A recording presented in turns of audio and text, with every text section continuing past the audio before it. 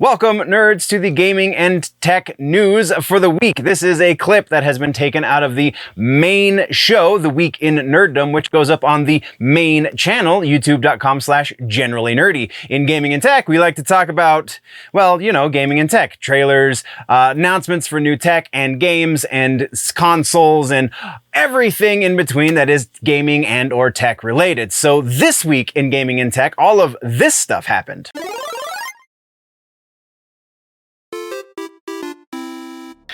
Let's get into a little gaming and tech. In gaming and tech, we're talking some Halo Infinite stuff. Just a little kind of sort of blew up. We've been keeping tracks on this piece, but yeah, this is more.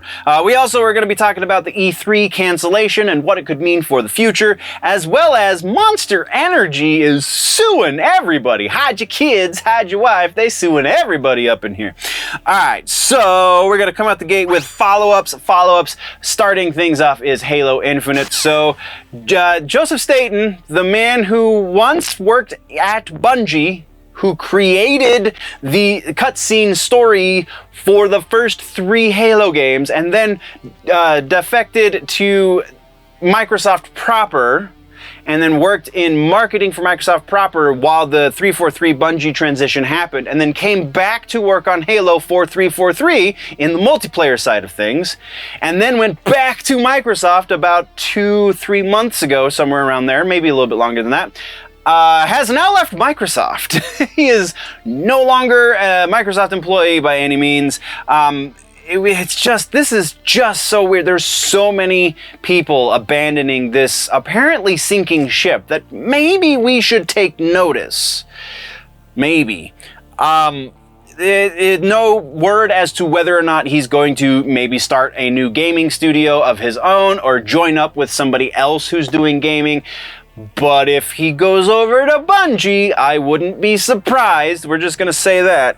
That's really all we have right there, so let's move a little bit further down the road over to some more follow-ups, and this one has to do with No Man's Sky. We have the final update for the game, final free update, which they specified strangely, specifically. So the final free update for the game, called Interceptor. This update adds obvious things that you would expect from an update for No Man's Sky. And that is new enemy types, we got new ships, and then there's a new corruption, so a new story element, new corruption throughout the universe of No Man's Sky that has these purple gem things that take over planets and blah, blah, blah. Also improved visuals, including for VR, but very specifically, we got some big improvements for the Xbox consoles. Not just the Series consoles, but also Xbox One consoles. So that's pretty cool. That's all we got on that one, though. So let's move over to trailers. We got a new trailer for Overwatch 2 this week. Overwatch 2 released a new champion called Life Weaver. Honestly looks pretty interesting. He's a support champion, which is not how I generally play Overwatch. I'm a little more brute, but his special, I'm sorry, I forget the proper name for ultimate ability. There we go. So his ultimate ability is called Pedal Platform, and it basically creates this tree wherever he decides this tree needs to exist. And you can use it as cover, you can use it to elevate your character to get a better point of view, or you can use it to take somebody from the opposing team out of play effectively. You put somebody who's in, I can't remember the tank names, the tank champions, but you put a tank up a little too high and they can't get a good shot off because their angle of view is off or whatever. It's going to dramatically affect the gameplay. Again, he is a support, so he's also a healer and such. Just looks like a really, I haven't played him yet. He did launch though just the other day. What was the day? Tuesday, I believe. No, Monday is when he came out. So yeah, you can play him now. You should be able to play him now. I'm pretty sure that wasn't a beta date that I read and just totally skimmed over. But if it was, I apologize, and we'll do a follow-up on it next week. Either way, that's the trailer. Link in the description if you want to see some gameplay from Life Weaver. Let's move on, shall we? Now let's get into some regular ass news. This week, E3 was within the last 2 weeks, because we didn't do a proper episode last week. So within the last 2 weeks, E3 was canceled. Now, E3 has kind of been on the outs for a long time. So back when I was in my early 20s. Worked at GameStop, which was quite a while ago. A lot longer ago than I want to admit. But I worked at GameStop. And when I worked at GameStop in roughly 2000, what was that, like 2008 or so, it was kind of on the outs then. And that just... I'm honestly surprised it lasted that much longer past that, because that was roughly the time when they shut down the convention, the expo, if you will. They shut it down as far as the public being allowed in. It was only for industry inside folks, only for people who worked for Microsoft or any of the developing companies or anything like that. So gaming companies, game companies, or consoles, XYZ, if you did hardware, that kind of stuff, then you were invited. But if you weren't invited, you weren't in the industry, then you couldn't just buy tickets like you can for a Comic-Con, say. Or PAX, I guess, is a little bit more comparable. So you have PAX East, PAX West, and they're gaming conventions, gaming-oriented conventions. And eventually they were like, well, all right, so this isn't making us any money, so they opened it back up to the public, and it seemed to be going all right for a while, with a kind of a steady decline as technology made things easier for companies like Microsoft and Sony and Nintendo to kind of contact their customer base directly, as it was anyway. So the E3 is starting to lose, and then COVID hits, and they have to shut down for health concerns.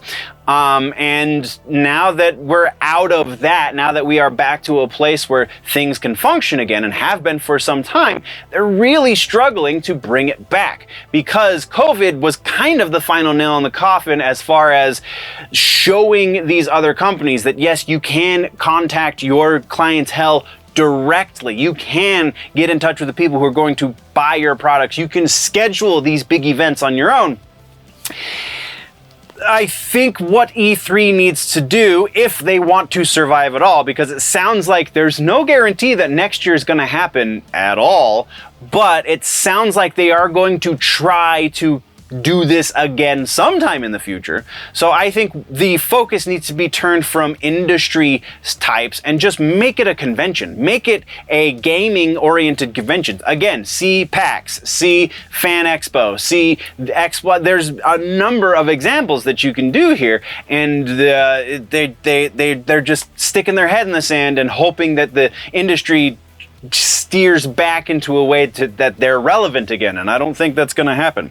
So yeah, that's E3 in a nutshell. Let's move right along to our next piece, and that has to do with Monster Energy.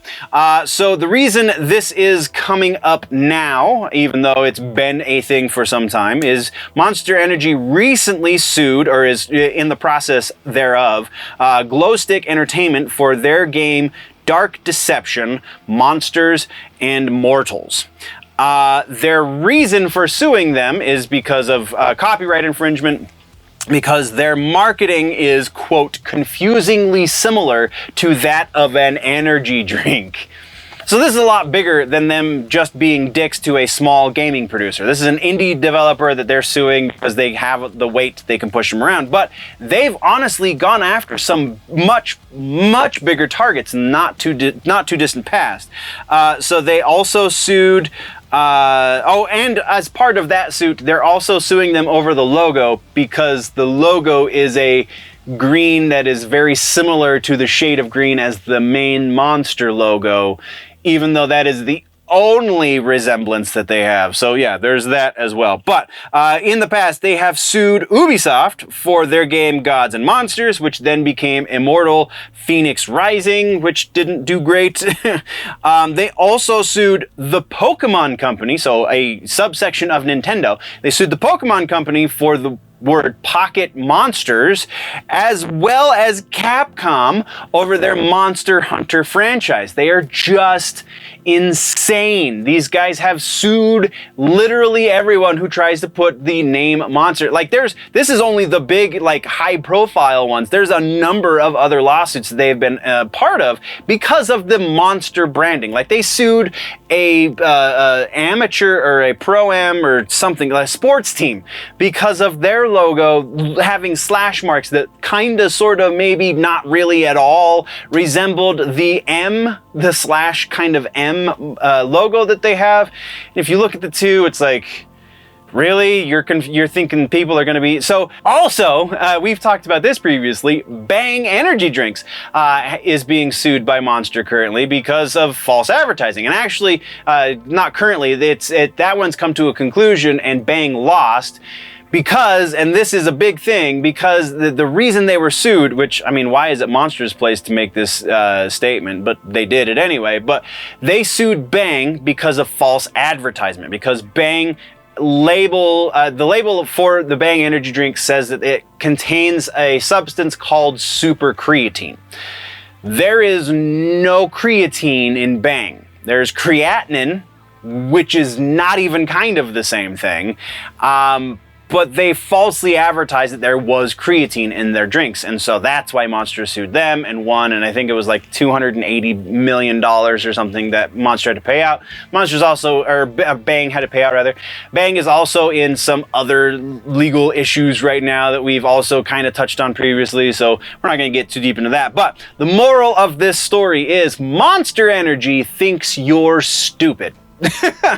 They are suing people because of their, again, confusingly similar marketing campaigns when there is absolutely nothing similar, or let alone confusingly similar, about any of this marketing. It just simply uses the word monster or uses slash marks or something that kind of, like, if you're really grasping at straws to make that splint, like, maybe in a completely different universe people would be confused by, but Monster thinks you're stupid.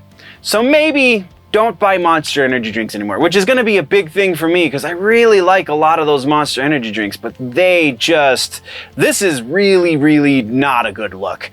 That's what we've got to say about that. Let's move right on. That's actually everything. So we're going into suggestions for gaming and tech. And honestly, I went the lazy way and just went with Halo Infinite again because Season 3, we have just over a month left in Season 3. New store started this morning as I'm filming, and I'm digging it. Like, I know there's a lot of issues. I'm not blind to the fact that there's issues, but I don't honestly enjoy the grind when I'm trying to do certain things in games that I play a lot, specifically Fallout, Mortal Kombat, and Halo. The Fallout grind I gave up on. Mortal Kombat I did because it's Mortal Kombat and I was really wanting to do certain things, but the grind just really, really got to me. Even in Mortal Kombat. So, the fact that I really don't mind the grind in Halo is pretty significant. So yeah, that's why I keep suggesting Halo Infinite for gaming. But that is your gaming suggestion this week. Get in on some Halo, man. It is just a hoot and a holler. And also, we should be expecting sometime soon, probably with Season 4, I would imagine, but maybe with the next Fracture event, we're going to see some additions to the community playlist very, very soon. At least we should, considering what they've said about how long it takes to add maps to a playlist and so on and so forth. So yeah, super excited about that, but let's keep on rolling. Once again, this is just the gaming and tech section. It is a shortened piece of the much longer news show that I do over on youtube.com/generallynerdy, which is the main channel. There's a lot more music and comic books and movies and TV shows, etc., that can be found over there on the regular show. Thank you for joining me here, though, nerds. Before we go, always remember that if it's generally nerdy, it's probably here.